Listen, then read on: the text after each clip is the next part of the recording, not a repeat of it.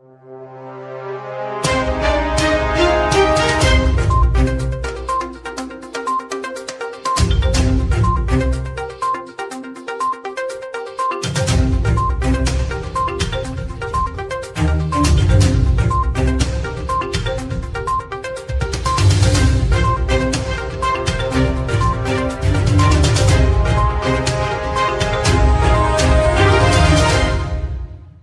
now, here is Coretta McDonald, Member of Parliament and host of Advancing the Cause.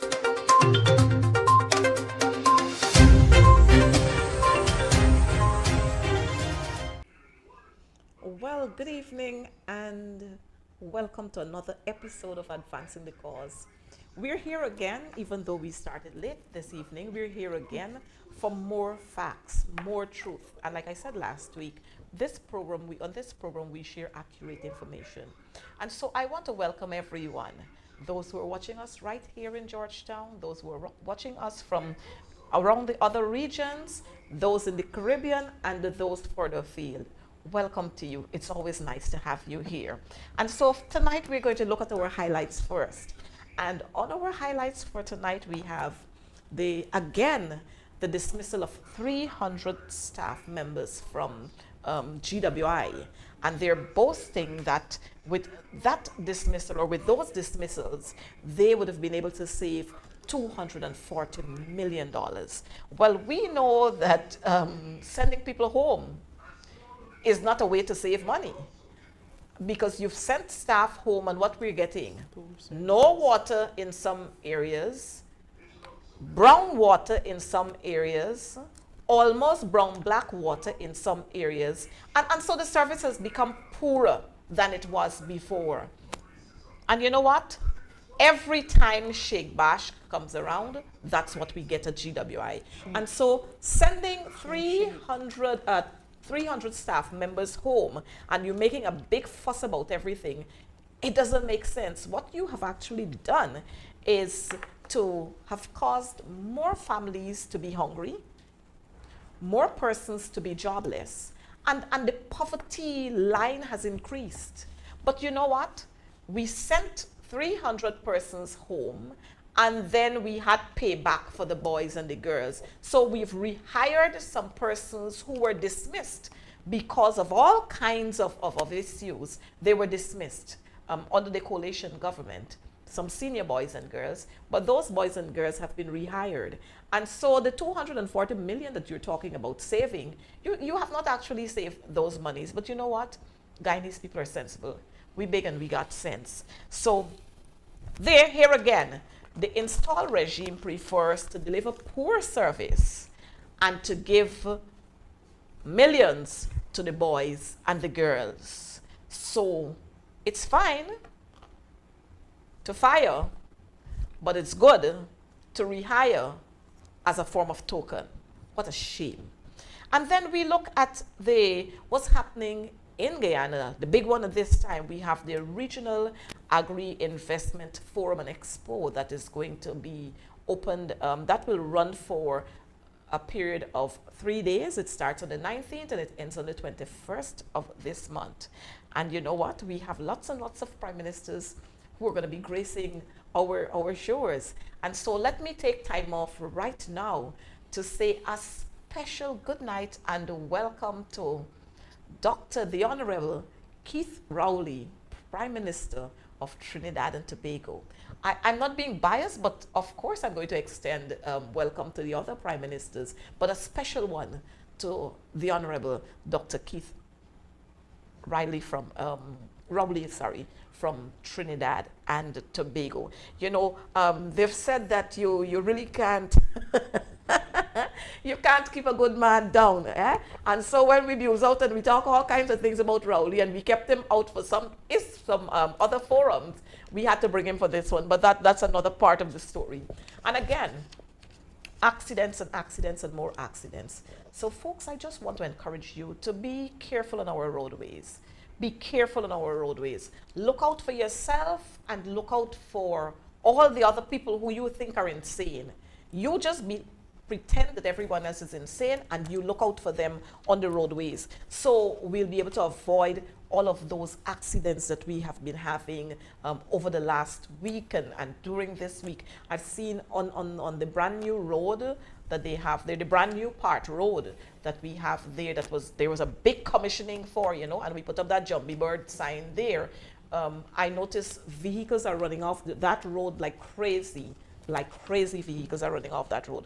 So let's be careful how we travel down that road.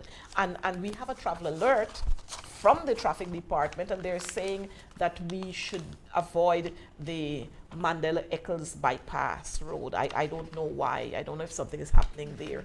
But what I know is that the big fuss that was made about the reopening of that patch of road there, and then you got a bad patch when you turn off there. So when many persons felt that it was a long road that taking you way out into wherever, it's not so. You have to come off at that Eccles, that corner there that leads you straight out to Eccles or somewhere there by the dump site road. That's where you come off, and that patch is terrible. So I'm not sure why we did want to open that anyhow. That's how the PPP behave.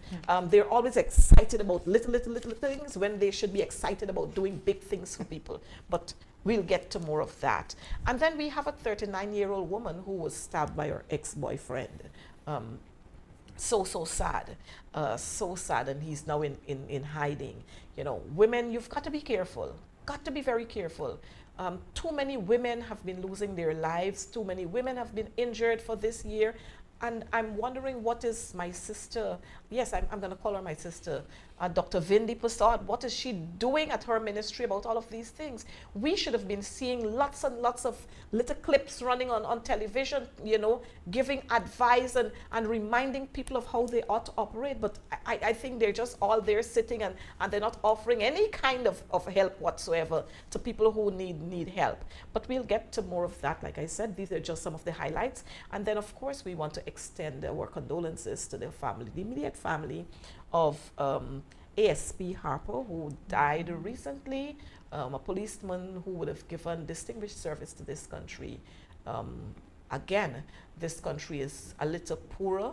The Guyana police force has lost a stalwart, and we want to extend our condolences and ask that God would comfort you folks at this time. But I don't want to go into much more of our highlights for tonight, because we have two guests who are going to be sharing this stage here with us. They're no stranger to us here in Guyana, and I think some parts in the Caribbean. They're no stranger to us.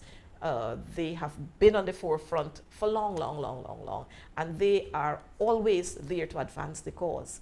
And so tonight I want to introduce to you my two lovely guests.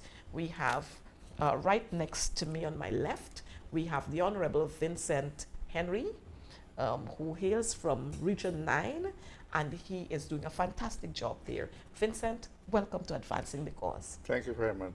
Good evening all. And then sitting right in front of me, I have the Honorable Annette Ferguson Collins, let me say that. She's no stranger to us. And we're going to be talking quite a lot about what has been transpiring over the last couple of months. More so, we're going to be talking about what has happened yesterday in Parliament. You recognize that we attend Parliament sessions when the PPP has a bill to pass, when they want to ask for some more monies, or when they're bringing budgets. Then is when we have parliamentary sessions. Outside of that, Parliament is not important for them. But I don't know which school they have gone to, or if they're not observing what is happening in other parts of the Caribbean. But the same story all over again. But let's talk about what happened in Parliament yesterday. Yesterday in Parliament, Annette, I forgot to say welcome to another episode of Advancing the Cause. I cannot say a pleasant and a happy good night to my wonderful people out there in TV land, in social media, wherever you are. A pleasant evening to you. And once again, Coretta, thank you very much for having me as your guest on Advancing the Cause. It's always a pleasure being here. It's always a pleasure to have you the same stage with you. And so last week I had a male, and this week I decided that I'm going to have two guests, a male and a female. I wasn't sure what we were going to be talking about. But then since we got the notice about Parliament, and then I saw all these bills that are coming up, I should let our folks on this know that there are times when we're in Parliament until 6:30. We start at 10 one morning, and then we end at 6:30 the next morning. And it's not that we're complaining about the time, but what we want to highlight here is that we sit there for all of these hours, but the Guyanese people don't benefit a whole lot from our sitting there, especially when some of those bills are passed and when the budget is passed and we expect our Guyanese people to benefit. Many of our folks are not benefiting, especially the poor and ordinary Guyanese people. They don't benefit. What we see happening over and over, and this has been since the return of the PPP with vengeance, we have seen many more Guyanese suffering in this country. I noticed, Vincent, and I'm sure you heard that too, that the president is offering $25,000 cash grants to persons in the hinterland and the rural areas. We don't have a problem with that. We're happy. But my thing is, just like the COVID cash grant, we had no audit. And so we not sure, we don't know how much monies were given out and whether people actually received those monies. And so I'm worried that this time again, we are not going to have an audited statement to say X amount was budgeted for and half of X was given or 3/4 of X was given. These are the persons who received. The persons who received it are from this area, that area, or the other area. It could very well be that these billions of dollars, they are going into the hands of PPP acolytes. And so it's a worrying cause. And so, Vincent, I'd want to say to you and others, just keep your eyes out in the hinterland areas to ensure that our people are going to be actually receiving these monies. It's a good thing to give out, but I just want us to understand that this regime, this installed regime, they've adopted this whole position of giving handouts to people, just always giving handouts, playing that they're like Jesus, they're like Santa Claus. They're just coming to give handouts. After the $25,000 grant, what next? Well, if I may make a point here on this particular issue, as you rightfully put, we have absolutely no problem in monies being, issued to Guyanese. It must be done in a structural way. Yep.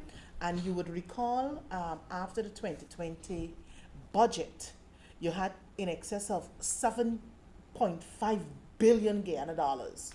7.5 billion Guyana dollars. Initially, it was 5 billion that was approved in the 2020 budget. And then they came for a supplementary, I think it might have been in the December of 2020, Yes. for 2.5 billion, giving a cumulative total of 7.5 billion for the COVID cash grant alone of $25,000. And Coretta, you're absolutely right. Many Guyanese haven't received or benefited from those from that 25,000. Yes, because payout. Exactly. some people still got a pink slips. slips. That's one. Two, we have persons who were told, because you're not the landlord, you can't receive. But I'm hearing now that everybody in the hinterland will get. Did we do any survey to find out how many persons live here in this settlement, in that settlement? No, and you wouldn't get a kind of information. The People's Progressive Party Civic is not about transparency. They're not about accountability. We have to call it as it is. Vincent, your take on this? Well, I have received reports when monies were being distributed in certain communities that the party members get it very well indeed. They get it good. For example, you'll find that of the mother and the dad both will receive, like when they were sharing 100,000. And I got a report from an X2 show that even the daughter receives 100,000. Wow. I don't know why she received that if she wasn't living in the same house, but I was told she was there. So these are the sort of things that are happening, like what you said. the accountability, the system is not there for accountability.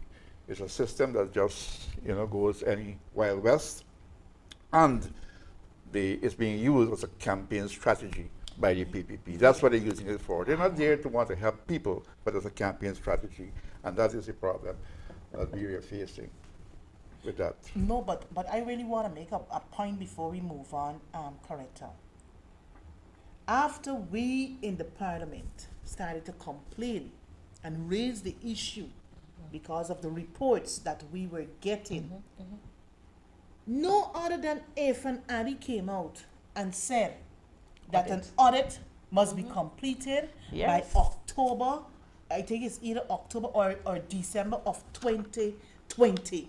You're sure he said the year? Because Yes, it was 2020. I'm not sure, those things don't miss me, Because So it's actually, he might very well be waiting for October of another year. So it's actually 1 year. We're already in the 5th month of 2022, and we're still waiting to hear what the reports, what the findings of that audit is saying. So my people, don't let's buy into this whole thing that, this new set of money that they're going to give will be accounted for.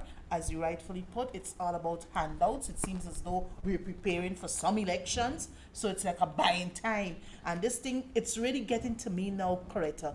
It seems as though this is the only thing they can give people in an oil economy. Why give $25,000 in an oil economy?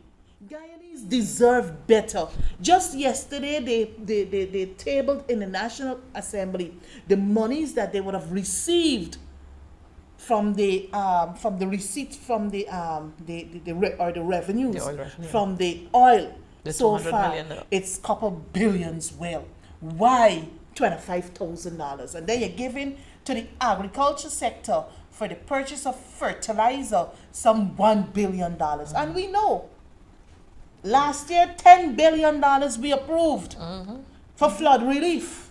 Just like the COVID grant, many communities, many farmers did not benefit from any kind of support. May I say this, that I am also the deputy of the Guyana Action Party, and from day one, in my first speech on behalf of the party and the coalition, we said that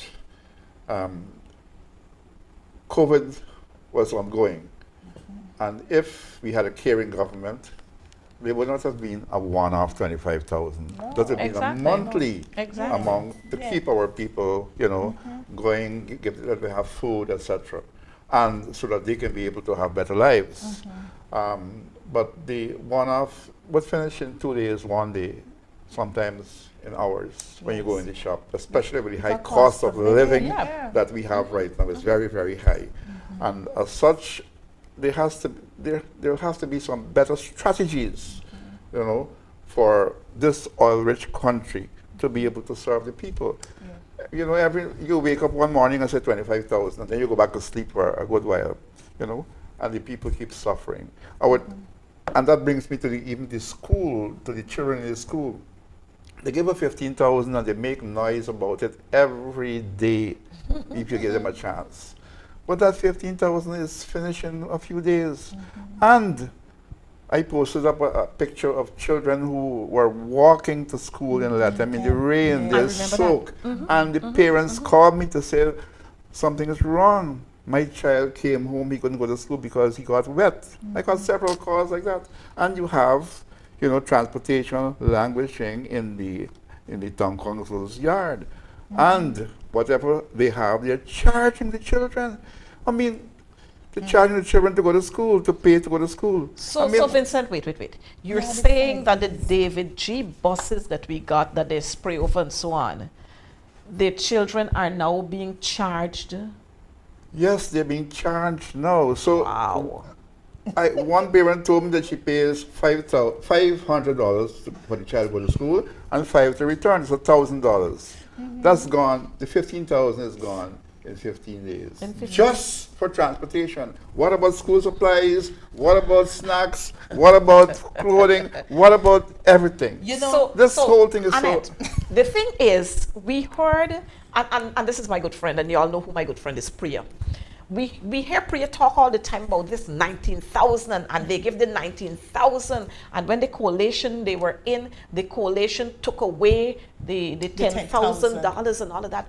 But they're not saying while the coalition took away the cash, the coalition provided buses, well, the 5 Bs, buses, boats, books, breakfast, And bicycles. Yes. So these were long-term Term investments. investment. Now Vincent is saying in 10 days, in 15 days, the $15,000 finished because it's $1,000 a day. Exactly. And just for sometimes transportation. more, Just for transportation. Now compare $19,000 to a bicycle that you can ride every day. All you need to do is put some air in the wheel, and you ensure that you Brakes, service. Yes, and your brakes are I'm in not working sure, depending condition. on how you're riding and the area, you might need to service every month or something like that. I'm not sure how it is, but a bicycle is not expensive to maintain. Now, children would have had bicycles to ride. Those who are in the riverine areas, they had their boats to ferry them. Others had the buses to pick them up at a particular point, drop them off to schools, you pick up at another point to get dropped home. And I mean, I don't understand how people could compare $19,000 with a whole bus, you know, and a boat and a bicycle and breakfast in the mornings and books. No, you see, Coretta, if I may quickly, they had 23 years and they had no vision.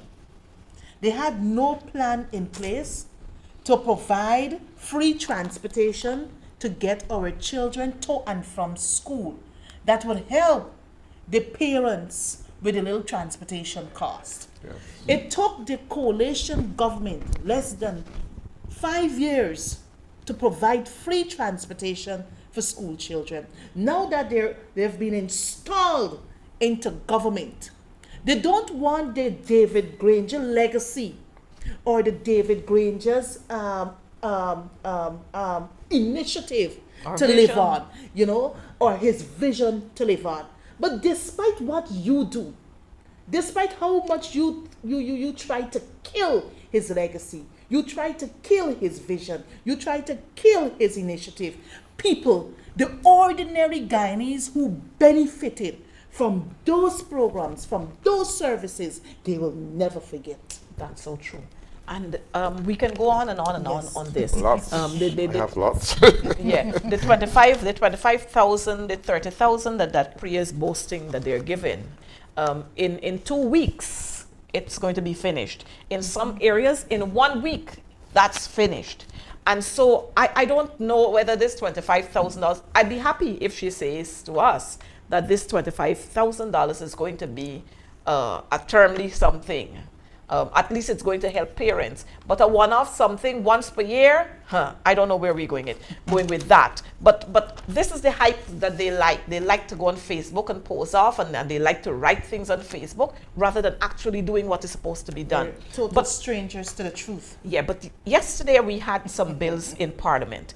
We had 6 bills we were supposed to have in Parliament yesterday. We had the condominium bill, we had the nurses and midwives bill, we had the tax amendment bill, we had the juvenile justice bill, and then we had 2 other bills that were, evidence one bill. was deferred, and that was the mental health and protection bill. That one was deferred, and we had the evidence bill that was sent to a special select committee. But we had the other 4 bills that were there and were debated yesterday.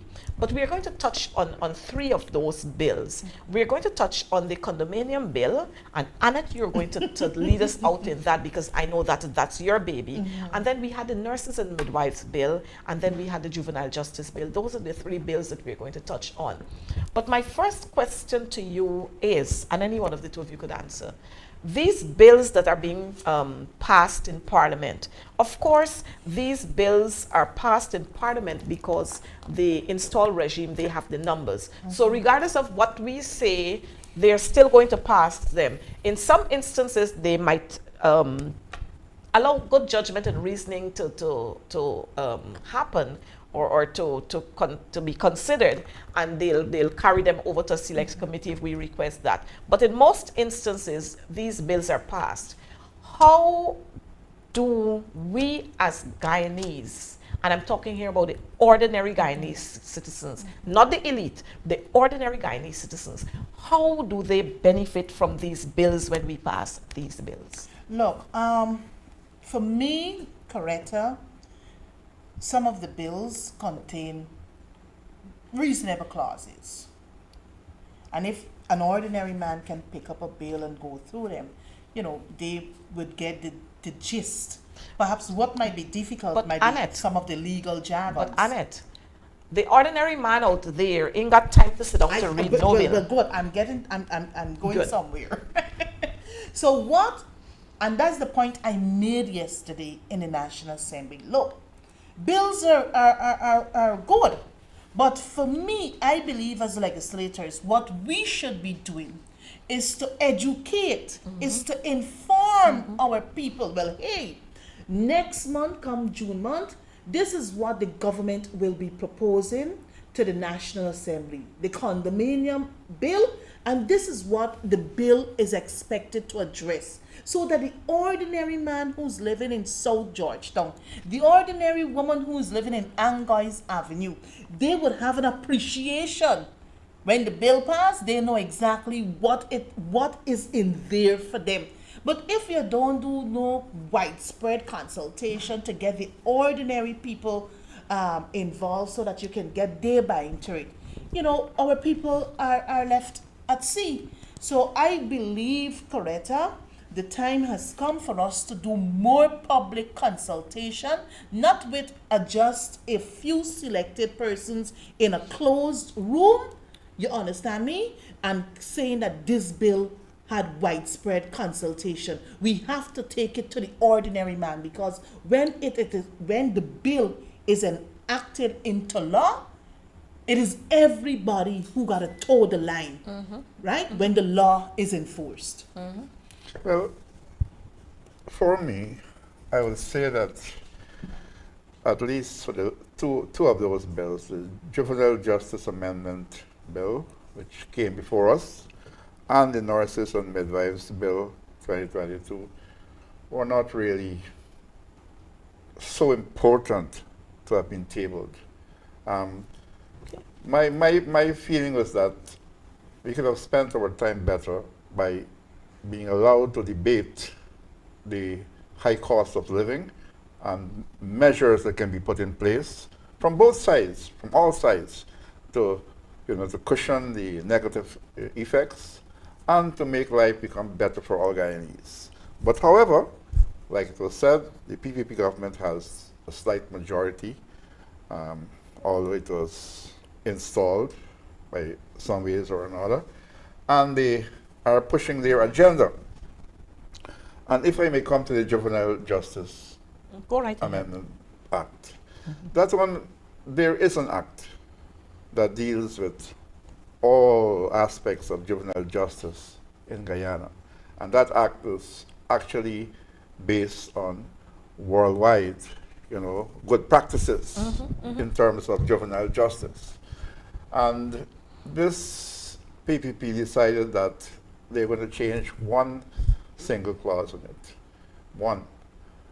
But when you look at that one clause, you will note that it is a very important one, and it could be very dangerous, and it could cause a lot of problems for our juveniles, our young people in Guyana.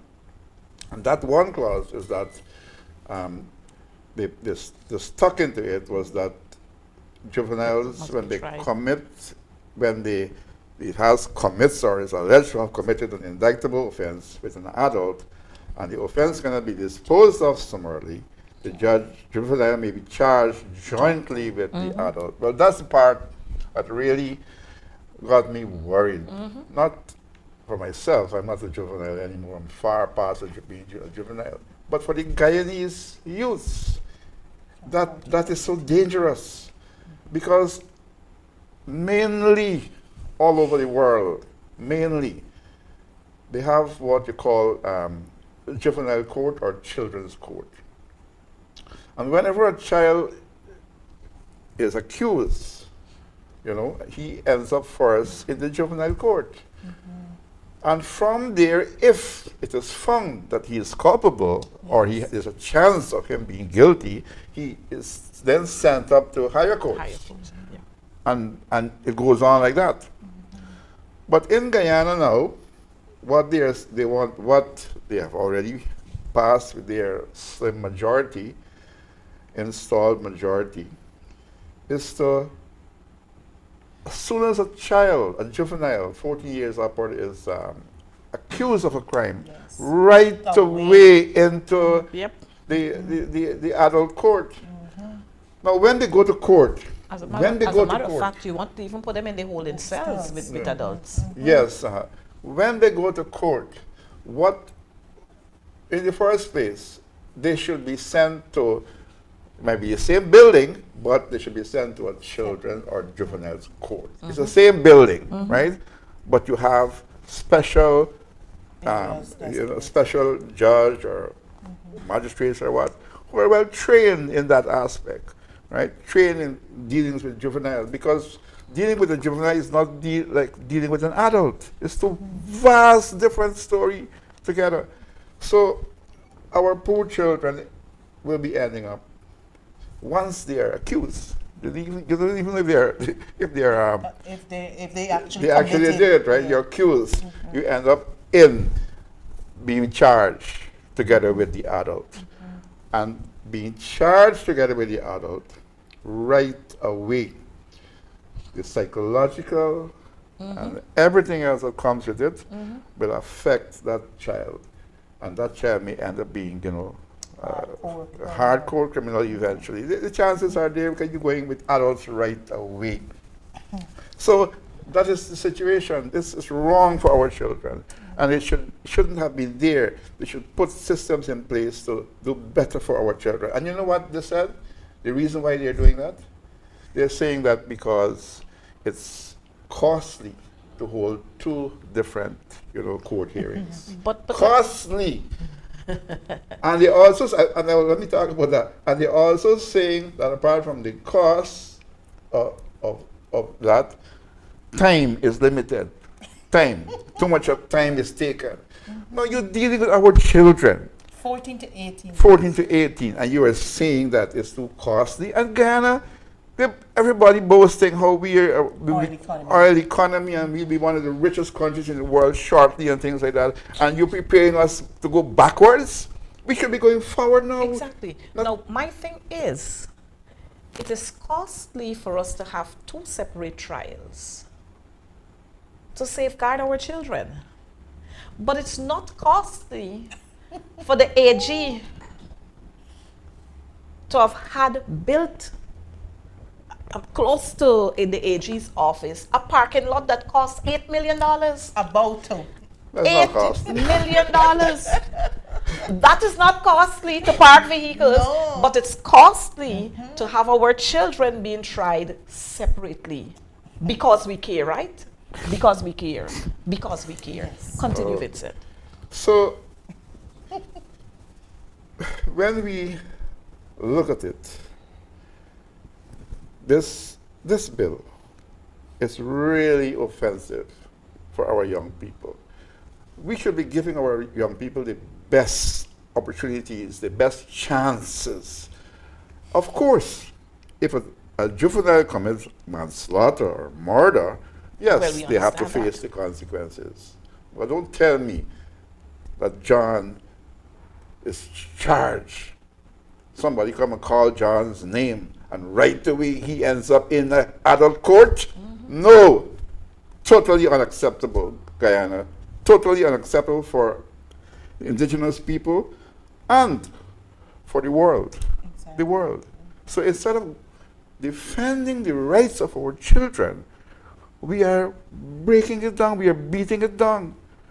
And that is why I went further, Coretta, to mention other rights which this government has been trampling on.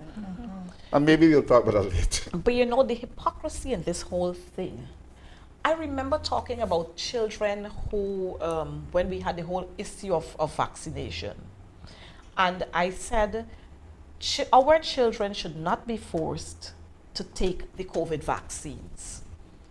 We should have parents giving their consent.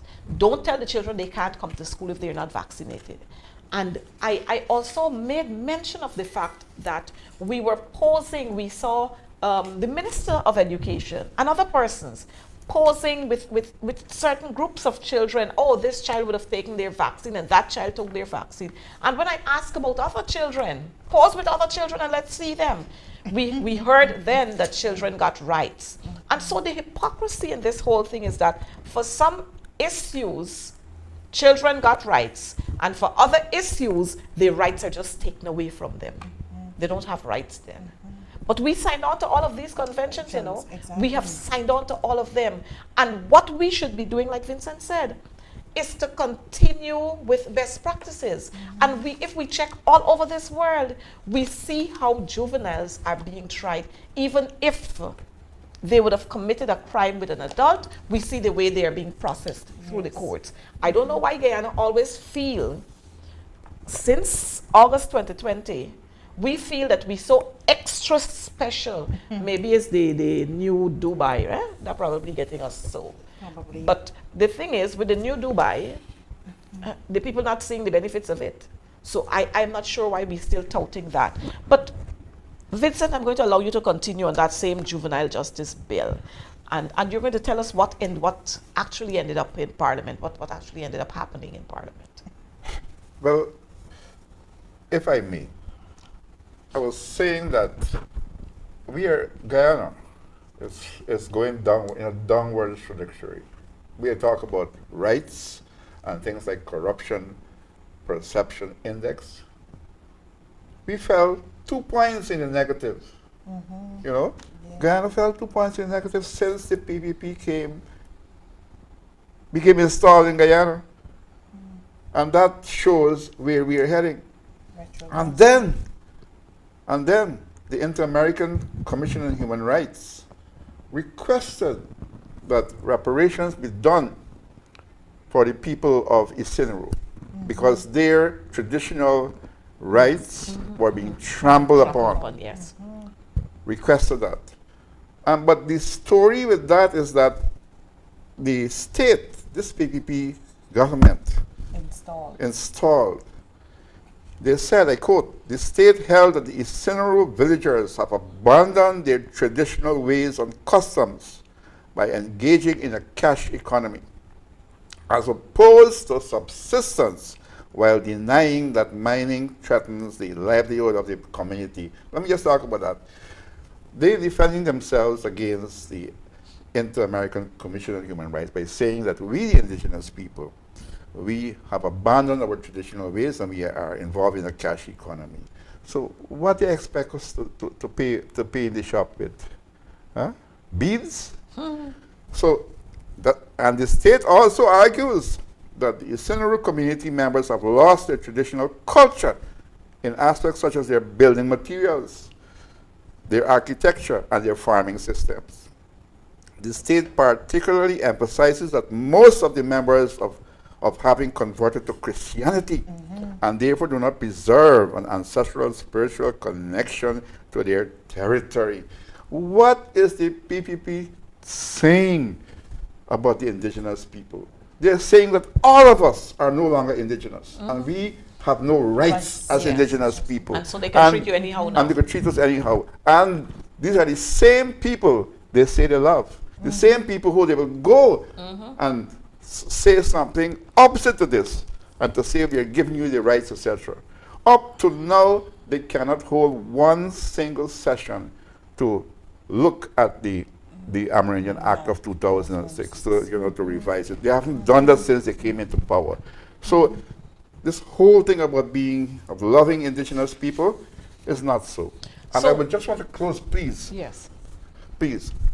And recently, the United Nations Committee on the Elimination of Racial Discrimination, UNCRD, wrote the government of Guyana regarding a long-standing dispute in Region 1, Borima Waini, indigenous village of Chinese Landing, requesting the need for the rights of the Chinese Landing and the Wapishana indigenous peoples to be protected.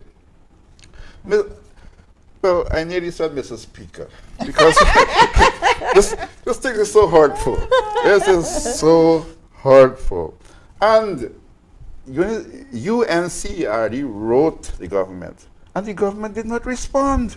No. Did not respond. And the UNCRD wrote them asking what happened to the letters of the 17th of May and the 14th of December regarding the situation.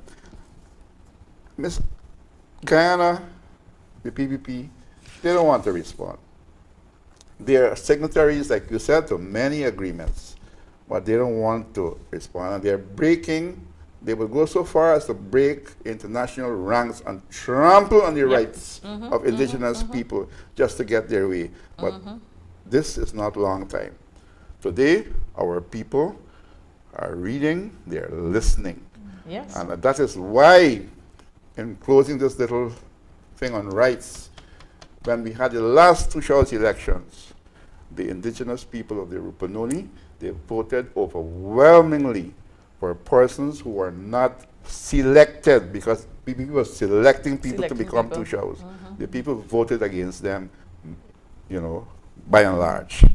And they voted for APNU, AFC, GAP people. They voted for two Shoals who are apolitical. They voted for others, and the PPP was very shocked. And they will get more shocked because of what they're doing to the indigenous peoples, saying that because I am a Christian, I have lost my right to be indigenous. What nonsense is that? Thank you. Well, viewers, you heard it from the man himself, our indigenous brother himself. And this is what the PPP, this is what they do all the time. They feel as if they can tell you things when it's convenient. They come and they soap you, like we would say, and they come and they bring all kinds of handouts to you. But in actual fact, they really don't care. Now, what is wrong with an Amerindian brother or sister who decides to become a Christian? What is wrong with that? That is your right. Does that mean that you lose everything? No. If we look at what happened from coming through the slave trade, Africans have adopted different religious beliefs, but that does not separate you from being descendants of Africans. No. It doesn't.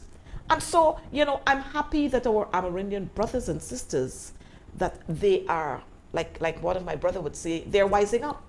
And they are understanding and they are reading in between the lines. And so the PPP, if you think you can fool the people, you might be able to fool some of them for some time, but you can't fool them all the time. And our people are opening up their eyes, and you're going to get lots and lots of surprises. But we have to move on, and we're going to go to the condominium bill. Annette, you're going to take us through that. I know we had lots and lots of sparks with duplex, and what's the definition for duplex, and what's the definition for this, and what's the definition for that. And I had my very good friend, the Honorable Attorney General, who gave a mouthful, and I really do admire this guy. He can really speak, but when it's time for the... Very persuasive. Yes, when it's time for the action, you don't see Anil around. But it's good. It's good when we can have all these dramas, because, many times when you sit there in the National Assembly, going there to deal with the people's business in their interest, you get the emergence of lots and lots of actors and actresses, and cultural center stage is not enough for some of them. And so we have Anil, aka the Unruly Horse. We had him performing, and then we had of course Chatri too. I shouldn't forget that. And then we had Battalion, not battalion. He couldn't pronounce that word then. We had him too coming to do his little bit. And I don't expect anything better, because as Minister of Youth, Sports and Culture, he had to display some of his culture, his poetry, poetic skills, you know. Yes. So you had him come there to talk a lot of foolishness. But Anna, talk to us on this condominium bill. Yes, thank you very much, Coretta, for giving me the floor. The condominium bill, bill number 4 of 2022, was debated yesterday and passed in the National Assembly. We in the opposition felt that though we were left out from the wider consultation, we really wanted the bill to go to a special select committee. We supported the bill in principle on its intent, right? And we believe because of us not being involved in the consultation process, we wanted it to go to a special select committee so we can have our input, and also the ordinary Guyanese, they too can come and give their input. But the bill was primarily passed because, and if I can back up briefly, look, this is not the first condominium bill. The first condominium bill, the Miscellaneous and Provisions Act, that's Act 4 of 1989, was passed sometime in 1989 and signed by then President the late Desmond Hoyt. But just to back up a little, the condominium bill, when we talk about condominium, what exactly are we talking about? Because I think our viewers might want to know that. We have the duplexes, and are there two separate things?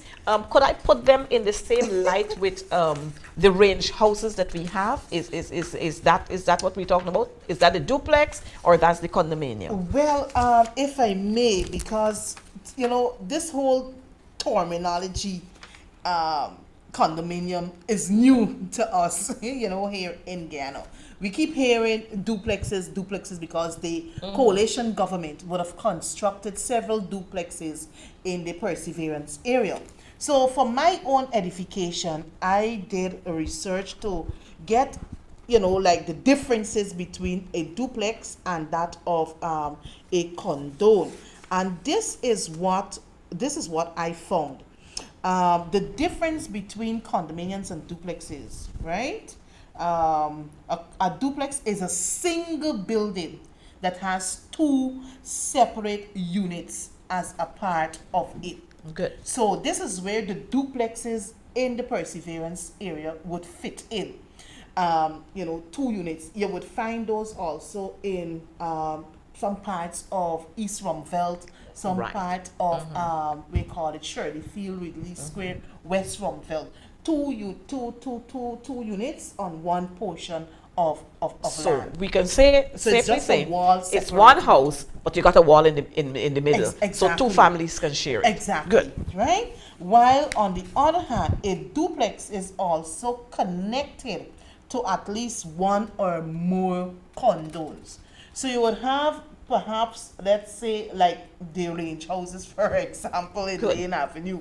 If you want to, you know, put it over, you know, let the viewers get a fair or reasonable understanding what might constitute a condo. It is something similar to what you see out at Lane Avenue there, right? It can have more than one condominium adjacent to it as well. Therefore, to understand it better, a condo's appeal is more like an apartment, right? Rather than a single and independent property.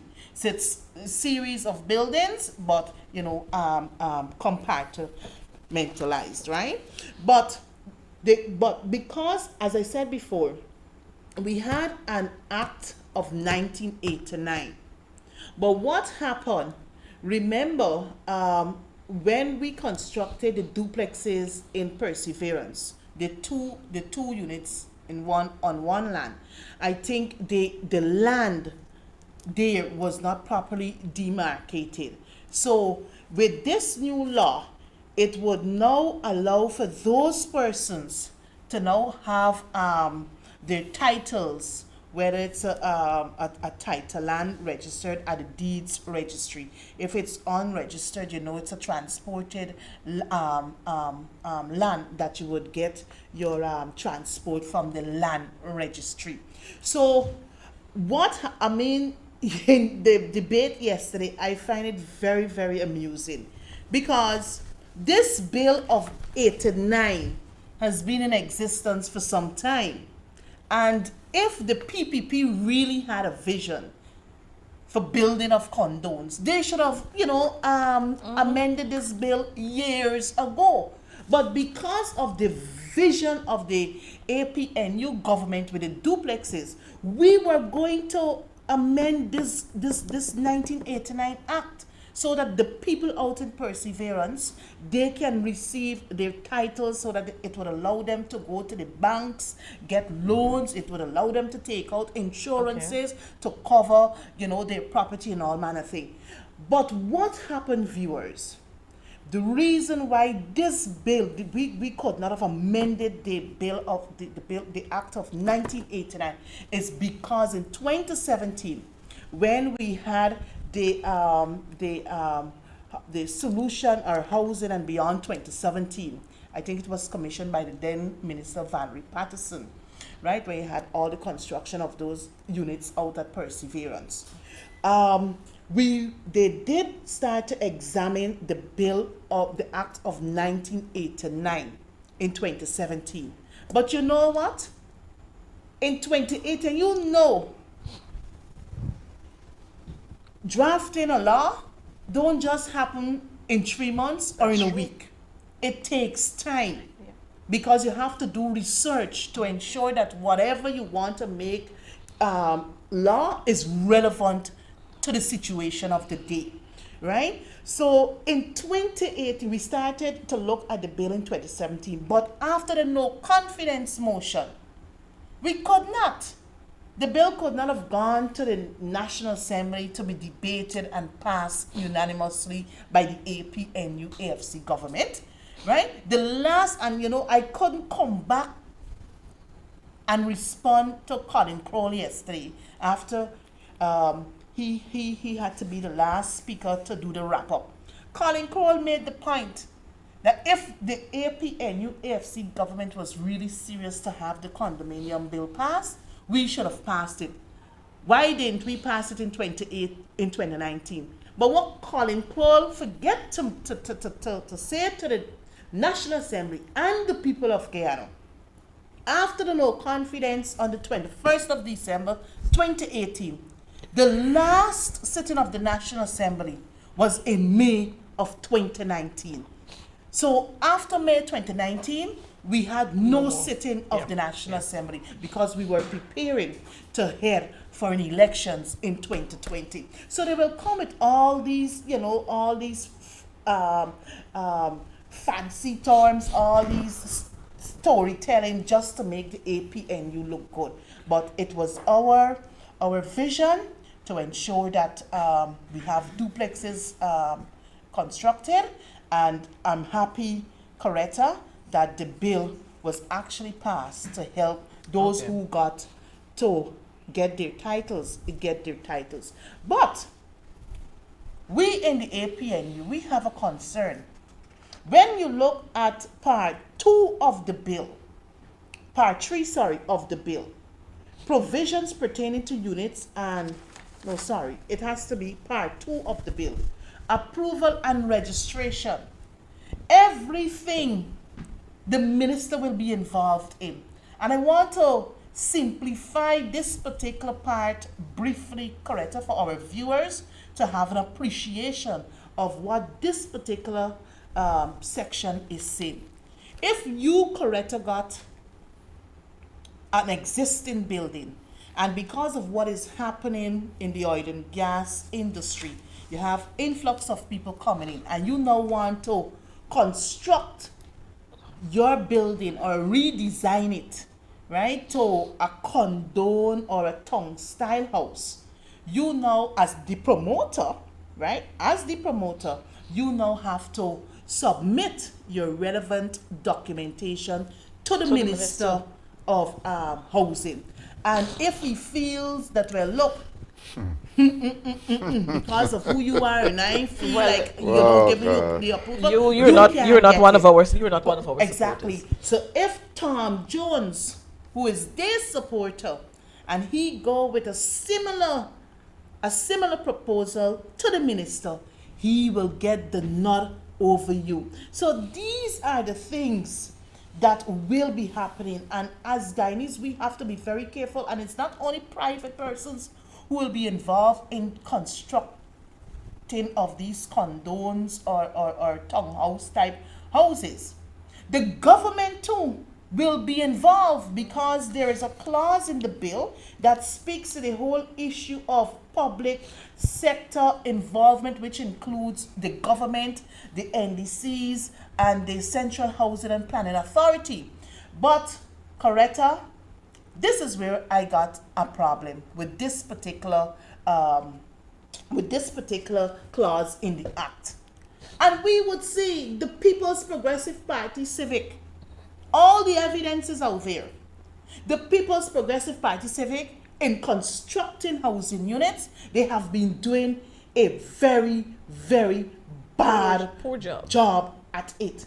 You go to the houses that they constructed in Perseverance, the 1,001 houses. When we came into government in 2015, Vincent, we had to spend billions of dollars to rectify leakage, to rectify people's house still flooded, to rectify, some fixture wasn't properly affixed, and all kinds of things. You go see the roads in those communities, Perseverance, you go to Eccles, you go to Diamond, and I don't know in their mind, as a government, if they're really, really serious of building condones when they have a bad track record in constructing similar small homes for poor people. So the bill was passed, Coretta, viewers, yesterday. We did advance our arguments and made suggestions to the regime. But, as my colleague said earlier, they used the slim majority to ensure that they get their way. We can have our say, but they will have their way. And that is what happened at yesterday's session. It's rather sad that we're having these happenings. As a matter of fact, we know that in the development of an individual, of an organization, of a plant, whatever it is, we must start from somewhere, and we continue to build on that. But what we've recognized with the PPP is that everything, when they got into power in 92, we recognize that they have been destroying everything.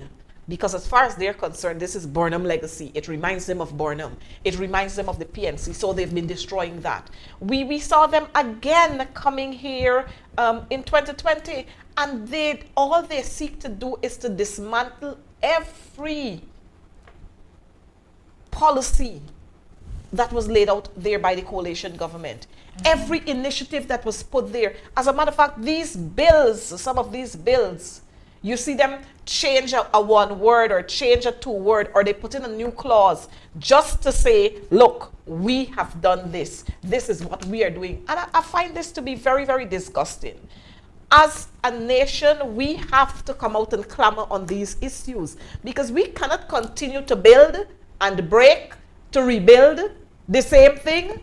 It doesn't make sense. What we are seeing coming from the PPP, and we always see this coming from them, is the fact that they have to give rewards to their elites, their friends, their cronies, and their families. And so you have job for the boys and the girls in a little circle, while the masses are suffering. But I know that our time is running out, and Annette, you're going to give us two of the comments that we are seeing on our page there. But before we go to those comments, I hope that you've been telling your friends and so on, you've encouraged them to switch to advancing the cause. I know you always do this, but it's just a reminder. We recognize that there are two other issues that are happening. I notice that quite a lot of persons who are not citizens, who weren't born here, they are walking around the place with GT birth certificates.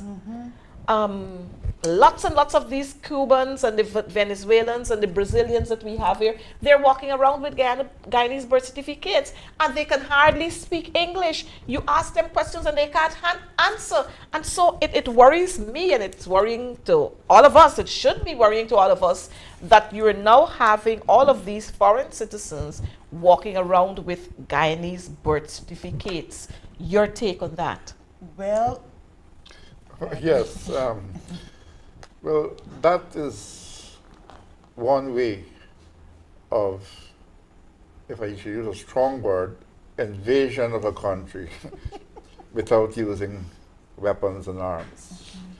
Because if, for example, we get 2,000 persons from another country coming into Region 9 and getting birth certificate, and that will definitely change the political landscape of the region, one way or another. And from what I have noticed in certain regions, that this is happening, like in Region 1, and the current government is trying to make that become an opportunity for themselves to, because they have won by installed means, and they may not even have the majority to win the next election. So they are trying all manner of ways to pad up their lists to get more votes. And so it's a dangerous phenomenon, and the law was passed to make it happen, unfortunately. Well, I of course I need to remind our Guyanese, our viewers out there, and before you come in, Annette, I must remind you that in the last elections, we had 47 ballot boxes. 2 more might have been added to that to make it 49. But we had 47 confirmed ballot boxes where there were no statutory documents found in those boxes except ballot papers. We had issues of confrontations on the east coast of Demerara where my good friend Anil's name was called. And it is alleged that he was there distributing ID cards and giving other persons ID cards to be distributed. So with this whole thing of the birth certificates, are we saying that the PPP is gearing themselves up to present ID cards to these persons so that these persons would be voting for them? Because of course they can't come again with the dead people who voted at the last elections. They can't come again with the people who were out of the jurisdiction who voted for them. So is this their way of propping up their well, not support base, but their voting base so that they can remain in office? And while we're on that, before you come in, Annette, I want to remind our viewers too that it's okay for the Venezuelans, the Brazilians, the Colombians, the Cubans, the Indians, those from Pakistan and so on. It's okay for them to come here, but it's not okay for the Haitians to come. The Haitians have got to be able to get a visa to come to Guyana, and those visas got all kinds of stipulations, but it's okay as a CARICOM country. I mean, these people can't get more shame. They can't be more nasty, stinking, dirty, as my friend would say, than the way they're getting now. We are a CARICOM sister. We are affiliated to CARICOM, and yet we are saying that one grouping of our CARICOM brothers and sisters, they can't come to this country. And we signed on to all those free movement and all kind of thing, But Annette, your take on this birth certificate thing, because it has caused me to remember, I don't know if you remember it, but it has caused me to remember, and I saw Adam Harris talking about it, this whole thing about Carol, when he was here, the guy that used to work at the U.S. Embassy, when he was giving out visas Wild West, as long as you had the monies to pay him, or you had gold, or you had thing to give him, you're getting visas, and other persons can't get. But again, the longest rope has an end, because Carol was caught, and he served jail time in the U.S. So tell me your take on this whole birth certificate thing. Look, Coretta, our laws are clear. In order for you to be given whether a passport, or an ID card, you must be a naturalized citizen if you're not a Guyanese by birth. And there are years, I think it is 7 years if my memory serves me accurate. I know we had the Births and Registration Act passed sometime late last year, early this year, paving, the same situation that we're discussing here this evening. But the continuous registration is happening, and right now as we speak. But because of the passage of that amendment last year, it would allow a Tushao, right? It would allow a Tushao, a village Tushao, to say, hey, I know John Jones, and the Tushao now can do up whatever documentation to ensure that John Jones can now be issued with a Guyanese passport. So let's take, for instance, a Venezuelan now, having easy access to our country. He or she might, turn up there today, present himself, probably a PPP activist on the ground, might be seeing, John moving around, and go to John, find out from John if you got a birth certificate, if you're registered. And John can say, no, I'm a Venezuelan. But that People's Progressive Party activist can now take John to the Tushao. And the Tushao can say, well, look, yes, I have known John to be living here for some number of years. Do up the affidavit so that John now can present whatever information. So he got the rights just like a JP, actually, right? So he can do up the necessary documentation. It will go to GRO, and that birth certificate will be processed in no time. So for me, Coretta, this whole issuance of birth certificates, whether to Venezuelans, to Brazilians, or to Cubans, is as a result of the People's Progressive Party Civic finding a way to gain a majority at the next general and regional elections. Because we know the landscape in our whole electoral system will started to change. But we really started to see the change in 2011 when the APNU AFC had the 33 seat majority in the National Assembly. So we had control of the National Assembly and they had 32. So what you find happening now, things would have flipped.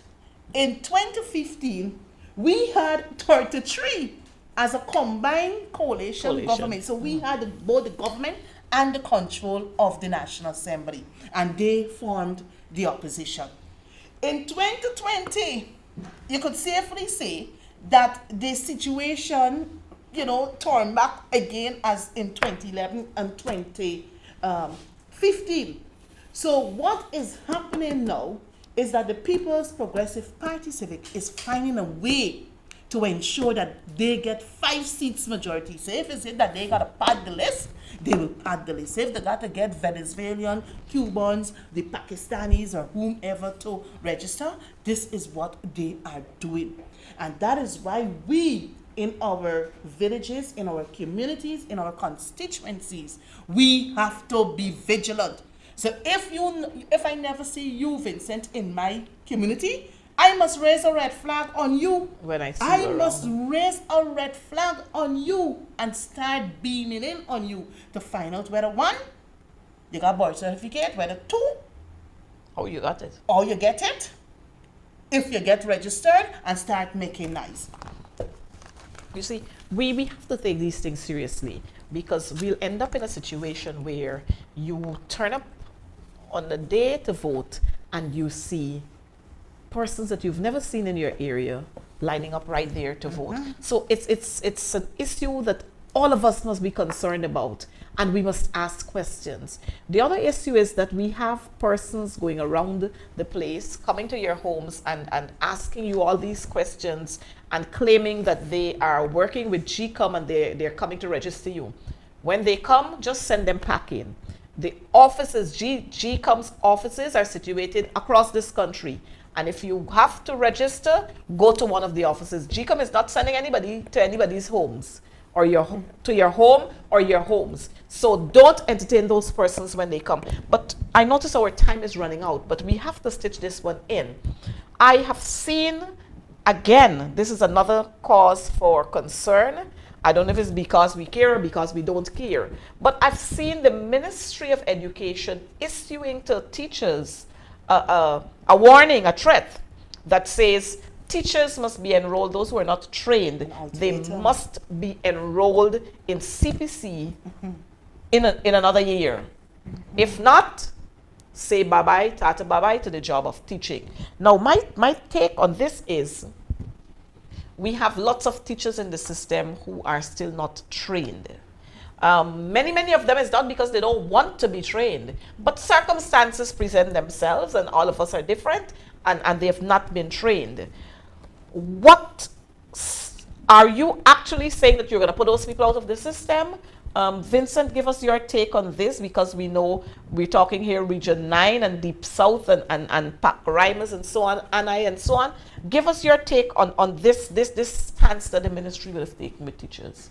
Well, getting trained is important. Yes. Let's face that fact, because they'll be able to give better service to the communities, to the schools, etc. But then the situation, like for example in my region, is that they would have several Porter College of Education classes periodically, and the students would have to leave their various communities, miles, 80 miles, 90 miles, leave their families, Wow. and they would have to come to the central location to get training. And that, some of them have children, some of them have, children who are suffering from disabilities, etc. And for you to be asked to leave your village to come to training is very difficult. And that is why we always thought that using the Wi-Fi's that were there, beefing up the Wi-Fi's that our government had placed in every single community was a very good thing. In the first instance, the Wi-Fi's were there, but they hadn't the real big output. But I know that there was a move to beef it up with big batteries and better systems as time goes on. But unfortunately, in many communities, those systems were sort of abandoned. Like you said, everything we did, they tried to destroy. And they're trying now to bring in some other equipment, etc. But it is not ready. It wouldn't be ready in a year. And how can you tell our teachers, if you don't go into a training center, if you can't leave your family for weeks or sometimes a month away from your family, you will be sent packing. There is no humanity in that. And for example, there are some senior teachers who have been serving all their life, who are very good, in the practical teaching, excellent teaching. They get results, etc. And what are you going to tell them? Go and train, and next 2 years you'll be sending you home. You have to retire if you reach the age. Now, let's have a good look at what's on the ground, and with a human face, find a right, medium to allow the education to develop, but let no teacher be left behind. Thank you. Well, not only not leaving teachers behind, but leaving teachers to suffer, to punish more. Yeah. Because if you're going to send that teacher home, it means that after having been a teacher for, let's say, 20 years, 15 years, Services, your benefits, all your benefits are going down the drain. That's one. Two, or maybe there's some package in place, I'm not sure, but I would want to promote that there must be a package in place. But that teacher now would have to go and start all over again, looking for a job somewhere else. And that's not fair to them. But I guess this is all because we care. And so, our viewers, we want to thank you for tuning in.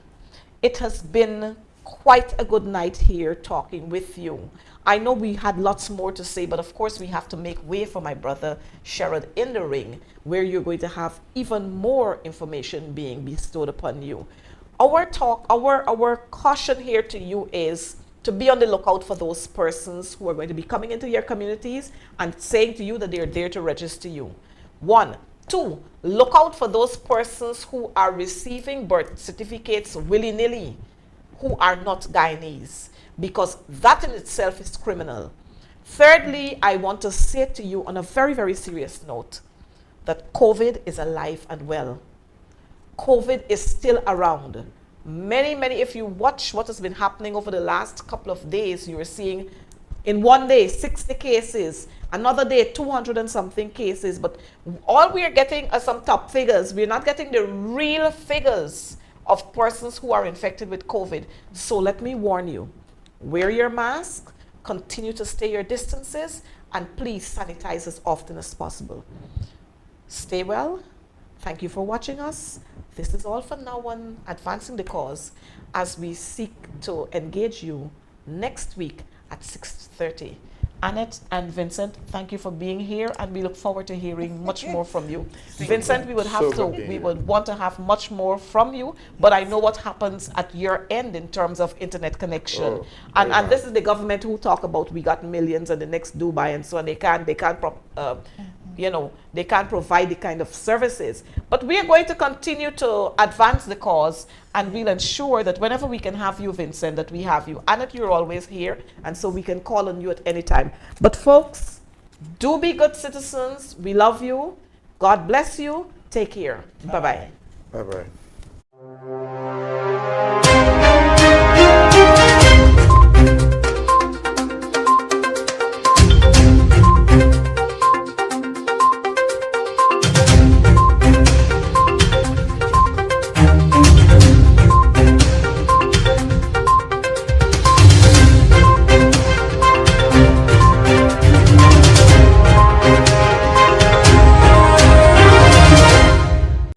Thank you for watching our program. See you right back here, same place, same time. And remember, hold the line of battle, comrades. Our victory is sure.